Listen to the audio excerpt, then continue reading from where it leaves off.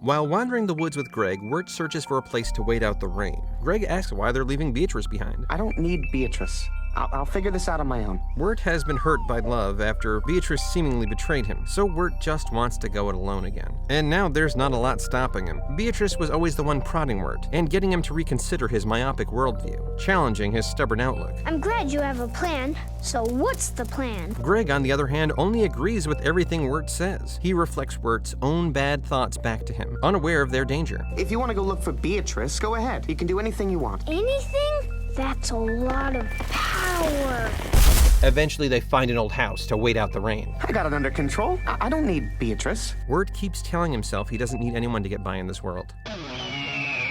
While Greg and Wirt dry off in the house, they meet a girl about Wirt's age named Lorna. She seems sympathetic to them, but moments after they meet, someone comes to the front door. Auntie whispers, a dark looming figure who seems to be the harbinger of doom. Your doom. The boys infer real quick that if Auntie Whispers were to find them in the house, she would gobble them up. Tell me where you are hiding them. The ringing of the bell commands you. And by the way, she orders Lorna around with her magic bell, stripping her of all her agency, forcing her to do the housework. Keeping you busy is the only way to keep the evil spirit from driving you to wickedness. It's obvious to Wirt he has to be the hero that Beatrice says he was and get this girl out of here. Gosh, that lady is so bad. You should go see a doctor. Outsiders will lead me to become wicked. Since Lorna is magically bound to do the chores by the magic bell, Wirt offers to help her finish the housework so that she has time to escape. Lorna likes this plan, and so begins their foray into this chapter's form of love, Ludus, or flirtatious love. Although Wirt has his heart set on Sarah back at home, Ludus love is a less serious, non-exclusive love for those who just want to have fun, share activities, and flirt with each other. And from the looks of it, Wirt has found someone just like him. They're both lost souls with no agency in life. One is controlled by a magic bell, the other one's controlled by self-doubt and fear. Sometimes I feel like I'm just a boat upon a winding river. Wirt's found his perfect match.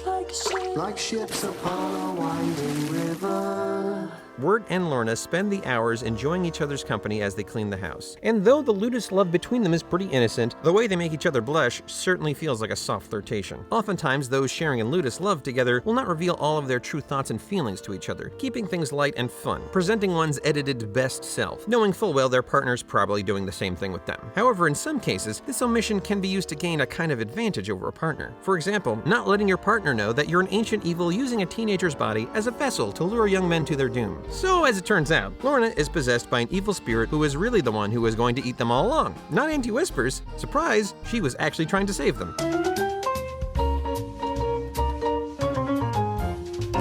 Well, people who aren't actual demons anyway. In the end, Wirt learned that the person he thought was a great match for him was actually an otherworldly spirit, like an Endicott, but in reverse. So the boys get chased for a while and eventually find that their frog swallowed the magic bell, so Wirt uses it to banish the spirit from Lorna's body. Now freed from the demon's influence, Lorna chooses to stay with Auntie Whispers. Auntie, no. Oh. I would never leave you. You are my family. Now that Lorna has her agency back, she no longer wants to leave with Wirt. It was the demon who agreed to Wirt's escape plan, which was mostly a plan to eat him and his brother. Though Wirt's kindness has not gone unnoticed by the true Lorna. Perhaps I'll see you again someday. I hope so. As the boys leave, Wirt's now sadder than ever. He's been betrayed by a good friend, his kindness was exploited by an evil demon, he's been rejected by a new love interest, and he's only led himself and his brother into more danger. He's not the hero he thought he was. We're still not any closer to getting home. I just don't know what I'm doing out here anymore. I don't know if we'll ever get back home. You got a plan, remember? I lied. Wirt doesn't have a plan to get out of this mess, and he's not interested in opening himself up to anyone to get hurt again. He's on his own, and he's aimless once again, but now he's also heartbroken and lacks any shred of self-confidence. And it certainly doesn't help that the person who he identified with most in this place turned out to be a monster. Wirt's ennui has now transformed into despair because he dared to be vulnerable. And at the episode's close, we hear the ominous words of the beast as he readies himself to claim Wirt. There is only me. There is only my way.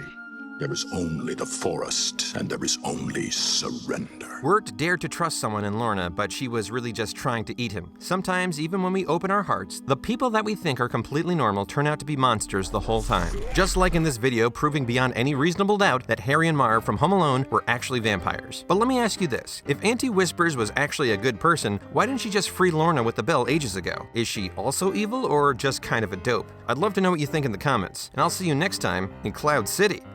Oh geez, there's still a few more seconds. Okay, ring the bell, subscribe, like, comment,